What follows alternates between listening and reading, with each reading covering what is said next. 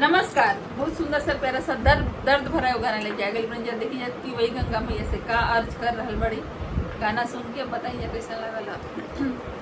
गंगा मैया के ऊंची आररिया तिवैया एक रोएली हो ए मैया पानी लहरी मोहि के दिहाई तू डूबी मारी जाई तीनू हो ए मैया पानी लहरा मोहि के दिही तू डूबी मारी जाई तीनू किया तो है तिवाई नहीं हरा तोरे सासुरवा दुखा हो तिवाई किया तोरे कांता विदेश कामना दुखा रोएलू हो तिवाई किया तोरे कांता विदेश कामना दुखारो नहीं मोरे गंगा मैया नहीं हरवा दुखा नहीं मोरे सासुरवा दुखा हो गंगा मैया नहीं मोरा कांता विदेश बालका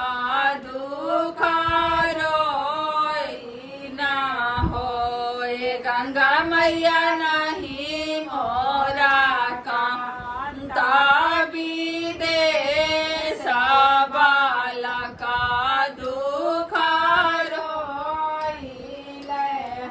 सब कोई के देलू गंगा मैया दूसा पाचाई में लिखावा दा फला हो गंगा मैया हमारा के कोखिया भी हूँ ना बालका दुखारो ना हो गंगा मैया हमारा के कोखिया भी हूँ ना बालका दुखारो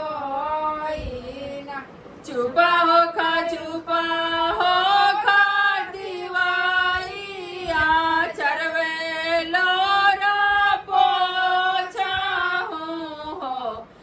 तिवाई तोहारा के देबो नंदला लाभी हंसी घरवा जहाना हो तिवाई तोहारा के देबो नंदला लाभी हंसी घरवा जाई हानु हो।